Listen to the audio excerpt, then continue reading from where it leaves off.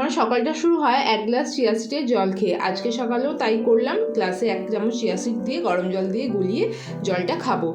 Hello সবাইকে, কেমন আছো? আজকের দিনটা একটু অন্যরকম, কারণ আজকে বাড়িতে কাজের মাসি আসেনি, তাই বাড়িতে সব কাজ আমাকে একাই করতে হচ্ছে।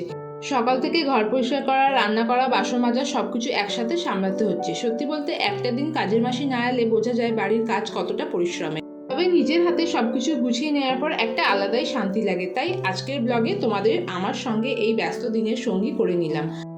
চলো তাহলে বেশি কথা না বলে আজকের কাজগুলো একসাথে শুরু করি।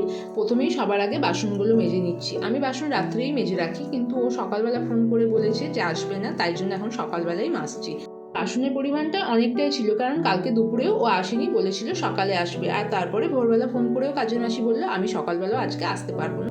মানুষ যদি অসুবিধা পড়ে তাহলে নাই আসতে পারে, তার জন্য তো আমার বাড়ির কাজ আটকে থাকবে না, আমাকে আমার বাড়ির সমস্ত কাজগুলো করে নিতেই হবে। আর তার মধ্যে এই বাসন মাজাটা রাত্রে হয়ে থাকলে আমার একটু হালকা লাগে, কিন্তু এখন যেহেতু করতে হবে তাই এখন চটপট করে সমস্ত বাসন মেজে ধুয়ে পরিষ্কার করে নিচ্ছি। তারপরে করলাম নিজের ঘরটা পরিষ্কার। নিজের ঘরে পরিষ্কারের আর ভিডিও দেখায়নি, পরিষ্কার করার পর আমার ঘরটা কত সুন্দর লাগছে সেটাই তোমাদেরকে দেখালাম।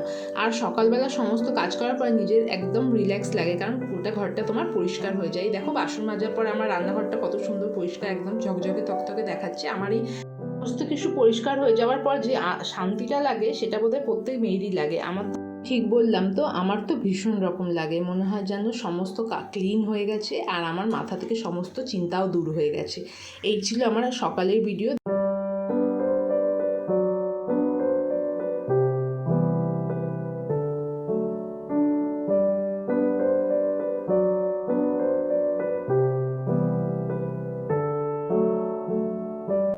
দিচ্ছি সবাইকে ব্রেকফাস্ট। আজকে ব্রেকফাস্টে ছিল মুড়ি ঘুগনি। আগের দিন রাত্রিবেলা ঘুগনি বানিয়েছিলাম, সেই ঘুগনিটা রয়ে গিয়েছিল, তো সবাই বললো মুড়ি দিয়ে খাবে, তাই জন্য এখন সবাইকে মুড়ি আর ঘুগনি দিয়ে দিচ্ছি।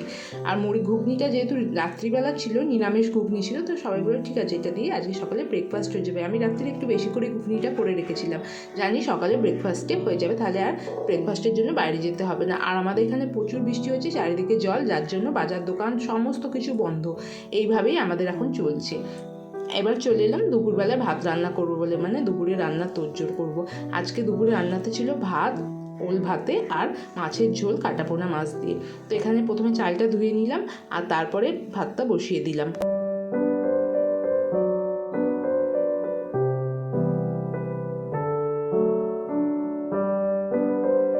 মা যে কাঁচা আনাজগুলো এনেছিল সেগুলো ঢেলে নিয়ে ঝুড়িতে তুলে রাখলাম।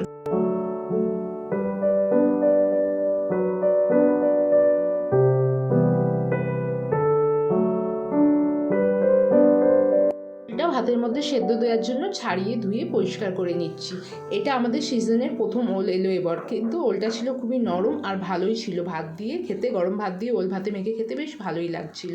তোমরা কারা কারা এরকম ওল ভাতে খাও বন্ধুরা, কমেন্ট করো। ওলটা ভাতে সেদ্ধ দিয়ে চলে এলাম মাছ ধুতে। মা এখানে কাটাপোনা মাছ এনেছিল, তো সেটাই ধুয়ে নিচ্ছি। এই মাছে তো আঁশ টাশ দোকান থেকে ছাড়িয়ে দেয়, খালি ভালো করে ধুয়ে নিতে হয়। ব্যাস মাছটা আমার ধোয়া হয়ে গেছে। এবার ওই মাছের ঝোলের জন্য আনাজগুলো কেটে নেবো। সবার আগে আমি কেটে নিচ্ছি পটল, তারপরে কাটবো আলু, আর দিয়েছিলাম বিনস আর গাজর। এগুলো দিয়ে আজকে মাছের ঝোল করেছিলাম। তোমরা কারা কারা মাছের ঝোলে গাজর আর বিনস দাও? আমরা তো দিই মাঝে মধ্যেই, কারণ আমাদের বাড়িতে সবাই সব রকম সবজি খায় না, যে সবজিগুলো খায় সেগুলোই দেওয়া হয়, তাতে কোনো অসুবিধা হয় না। আর ঝোল খেতে যে খারাপ হয় তা নয়, ভালোই হয় খেতে। তোমরাও করে দেখতে পারো, আমার রেসিপিটা দেখে আমি শেয়ার করে দিচ্ছি তোমাদের সাথে। এখানে দেখো আমি বিনস কেটে নিচ্ছি, গাজর কেটে নিয়েছি। সব রকম সবজি দিয়ে মাছের ঝোল খেতে ভালোই হয়, মন্দ হয় না। এবার আমি মাছগুলো ভেজে নিচ্ছি, ভেজে নিয়ে তারপরে ঝোল বসাবো।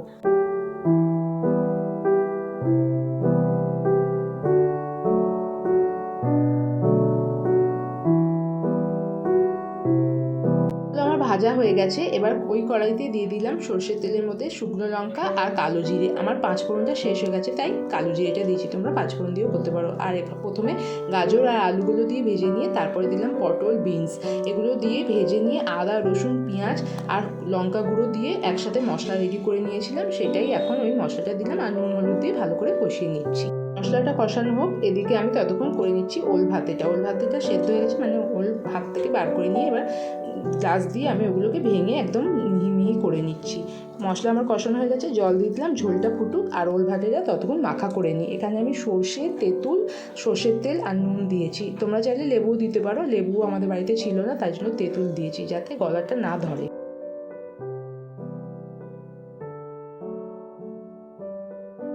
আমার ওল ভাতেটাও মাখা হয়ে গেছে। এবার আমার মাছের ঝোলটা ওদিকে হয়ে গেছে। মাছগুলো ঝোলের মধ্যে দিয়ে দিচ্ছি। ব্যাস থালি রেডি হয়ে গেল আমাদের এই সব রকম সবজি দিয়ে মাছের ঝোল। চলো বাই, দেখা হবে পরে ভিডিও ভালো লাগলে লাইক কমেন্ট করো। চলো বাই।